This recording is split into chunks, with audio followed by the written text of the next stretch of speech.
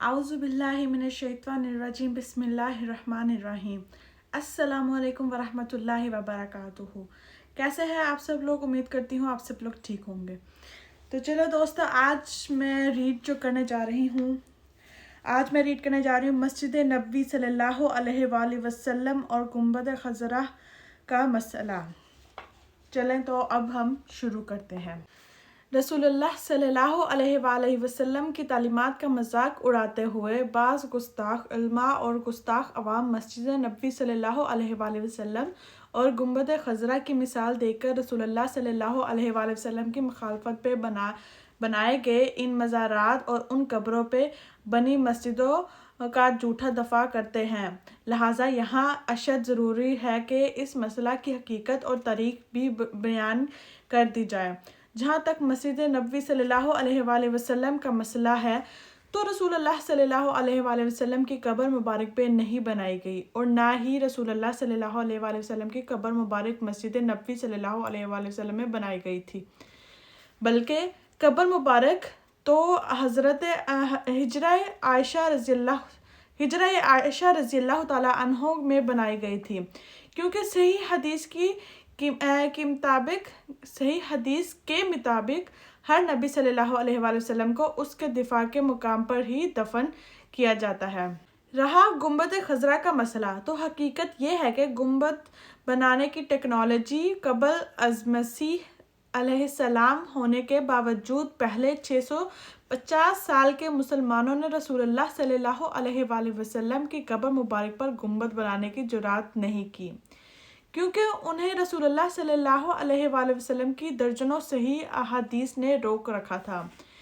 इसी ज़मन में मशहूर मुसलमान मूर्ख अल्लामा नूरुद्दीन अली बिन अहमद समहूदी लिखते हैं 678 में रसूलुल्लाह सल्लल्लाहु अलैहि वसल्लम की वफ़ात के 677 साल बाद बादशाह मसर मंसूर बिन कलावन सलाही ने कमाल अहमद बिन बुरहान के मशहूर से लकड़ी का गुंबद बनवाया और उसे हिजरे आयशा रज़ियल्लाहु ताला अन्हा की छत पर लगा दिया और उसका नाम कुबा रज़ाक पड़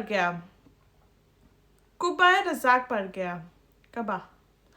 उस वक्त के उलमा हर चंद के उस साहब इक़्तिदार को रोक ना सके, मगर उन्होंने इस काम को बहुत ही बुरा ख्याल किया। हत्ता कि जब इसका मशवरा देने वाला कमाल अहमद बिन बुरहान की माजूल कर दिया गया तो लोगों ने उसकी मजूली को अल्लाह अज़्ज़ व जल की तरफ से उसके इस फाल की सज़ा शुमार किया। नोट: अब ज़रा मदीना शरीफ में बदअत जारी करने वाले के अंजाम से मुतल्लिक़ सैयदना रज़ियल्लाहु ताला अन्हु और सैयदना अनस बिन मालिक रज़ियल्लाहु ताला अन्हु की रसूलुल्लाह सल्लल्लाहु अलैहि वसल्लम से रवायत करदा वईद मुलाहज़ा फरमाएं। तर्जुमा सही हदीस: मदीना हरम है फला जगह से फला जगह तक, इस हद में कोई दरख्त ना उखाड़ा जाए और ना ही कोई बदअत जारी की जाए। जिसने यहाँ कोई भी बदअत निकाली उस पर अल्लाह अज़्ज़ व जल की लानत, तमाम फरिश्तों की लानत और तमाम इंसानों की लानत, और क़यामत के दिन अल्लाह अज़्ज़ व जल ना तो उसका कोई फ़र्ज़ कबूल करेगा और ना ही कोई नफल करेगा। सरज़मीन अरब से मज़ारात का ख़ात्मा। सैयदना अब्दुल्लाह बिन उमर रज़ियल्लाहु ताला अन्हु रवायत करते हैं कि रसूलुल्लाह सल्लल्लाहु अलैहि वसल्लम ने ज़माना कर्ब क़यामत से मुतल्लिक़ इरशाद फरमाया। तर्जुमा सही हदीस: इस्लाम आगाज़ में अजनबी था और अनकरीब दोबारा अजनबी हो जाएगा, और इन दो मस्जिदों मस्जिदुल हराम और मस्जिदुल नबवी सल्लल्लाहु अलैहि वसल्लम के दरमियान इस तरह वापस आ जाएगा जैसे सांप बचाव के लिए अपने बिल में वापस आ जाता है। नोट: अल्लाह अज़्ज़ व जल की अपने महबूब सैयदना मोहम्मद रसूलुल्लाह सल्लल्लाहु अलैहि वसल्लम को दी गई गैबी खबर के ऐन मुताबिक 1925 में सलफ़ी तहरीक की कामयाबी के नतीजे में जब हरमैन शरीफ की खिदमत अहले तौहीद के पास आई तो उलमाए अरब के कहने पर मक्का शरीफ और मदीना शरीफ के कब्रिस्तानों में बनाए गए 600 سال پرانے مزارات کو گرا کر رسول اللہ صلی اللہ علیہ وآلہ وسلم کی مبارک شریعت کا نفاذ کیا گیا، جس کا منظر کچی قبروں کی صورت میں آج بھی ہر حج و عمرہ کرنے والا مسلمان خود دیکھ سکتا ہے۔ البتہ گنبد خضرا کو حجرہ عائشہ رضی اللہ تعالی عنہ کی مبارک چھت سے نہیں اتارا گیا، بالکل ویسے ہی جیسا کہ رسول اللہ صلی اللہ علیہ وآلہ وسلم نے اختلاف کے ڈر کے باعث حتیم کو شامل کعبہ نہیں کیا تھا۔ چنانچہ سیدنا عائشہ رضی اللہ تعالی عنہ روایت کرتی ہیں کہ رسول اللہ صلی اللہ علیہ وآلہ وسلم نے مجھ سے ارشاد فرمایا، ترجمہ صحیح حدیث: اے عائشہ، اگر تمہاری قوم نے نئی جاہلیت نہ چھوڑی ہوتی اور مجھے یہ خطرہ نہ ہوتا کہ ان کے دل اسلام سے پھر جائیں گے، تو میں زمانہ جاہلیت کی تعمیر گرا کر سیدنا ابراہیم علیہ السلام کی طرح حتیم کو خانہ کعبہ میں شامل کر دیتا۔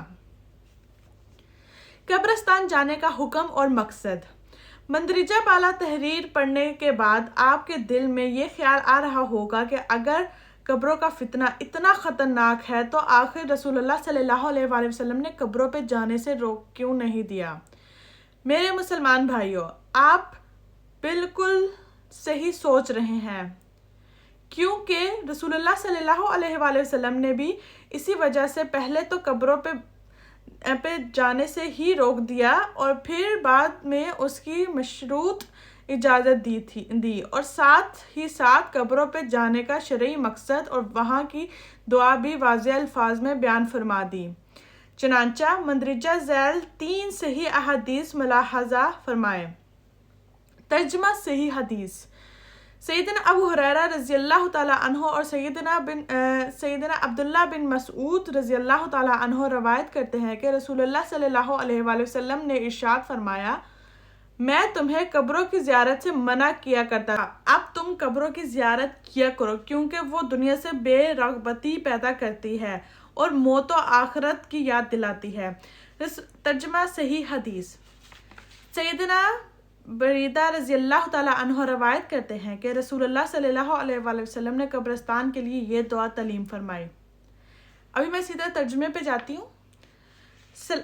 ترجمہ: سلامتی ہو مومنین اور مسلمین گھر والوں تم پر، اور بے شک اللہ عز و جل نے چاہا تو ہم بھی تمہارے ساتھ ملنے والے ہیں۔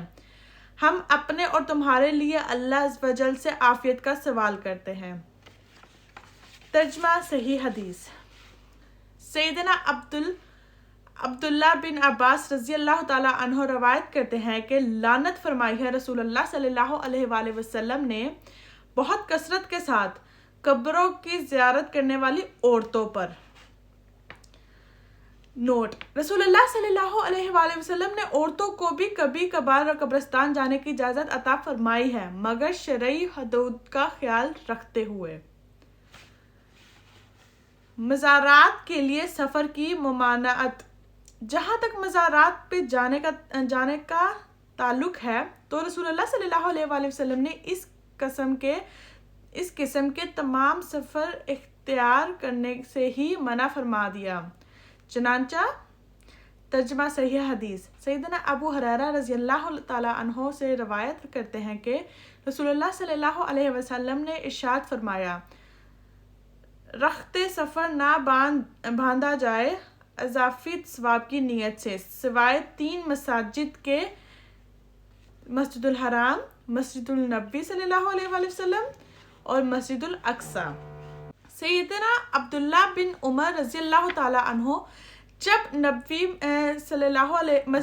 مسجد نبوی صلی اللہ علیہ وآلہ وسلم میں داخل ہوتے تو 2 رکعت نفل پڑھتے اور پھر رسول اللہ صلی اللہ علیہ وآلہ وسلم کی قبر مبارک پہ حاضر ہو کر عرض کرتے، السلام علیکہ یا رسول اللہ، ترجمہ: سلام ہو آپ پر اے اللہ کے رسول صلی اللہ علیہ وآلہ وسلم۔ ترجمہ صحیح حدیث: میں کوہ طور پر گیا تو میری ملاقات وہاں سابقہ کعب بن احبار رحمۃ اللہ سے ہو گئی۔ ہم ایک دن اکٹھے رہے، میں انہیں رسول اللہ صلی اللہ علیہ وآلہ وسلم کی احادیث سناتا رہا اور وہ مجھے تورات سے کچھ سناتے رہے۔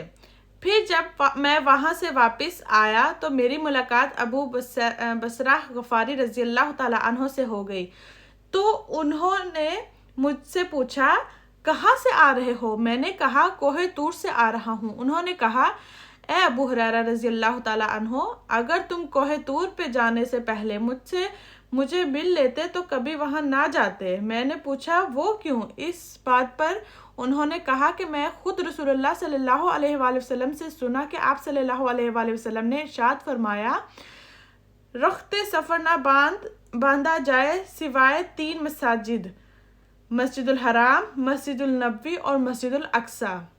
رسول اللہ صلی اللہ علیہ وآلہ وسلم کی تنبیہ بھری حدیث سن کر سیدنا ابو ہریرہ رضی اللہ تعالیٰ عنہ نے خاموشی اختیار کر لی۔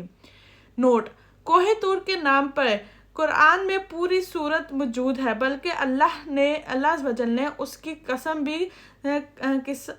بھی ذکر فرمائی ہے، مگر اس صحابی رضی اللہ تعالیٰ عنہ نے کوہ طور پہ جانے کو بھی رسول اللہ صلی اللہ علیہ وآلہ وسلم کی نافرمانی شمار کیا، تو کیا وہی صحابی رضی اللہ تعالیٰ عنہ رسول اللہ صلی اللہ علیہ وآلہ وسلم کے فرامین کی 100% مخالفت میں بنائے گئے مزارات پر ہمیں حاضری دینے کی اجازت دیں گے؟ فیصلہ آپ کے ہاتھ میں ہے۔ آج کے لیے صرف اتنا ہی، انشاءاللہ باقی کا آگے سے میں کل آپ میری ویڈیو انشاءاللہ پورے ٹائم پر پوسٹ ہو جائے گی، آپ لوگ کل جو ہیں وہ میری اس کی اگلی سٹوری جو ہے وہ سن سکتے ہیں، میں انشاءاللہ کل اس کو پوسٹ کر دوں گی۔ آج کے لیے اتنا ہی، کیونکہ اس سے پھر ویڈیو بہت لمبی ہو جائے گی تو آپ ہو سکتا ہے بور بھی ہو جائیں۔ آج کے لیے اتنا ہی، انشاءاللہ کل ملاقات ہوگی۔ اللہ حافظ۔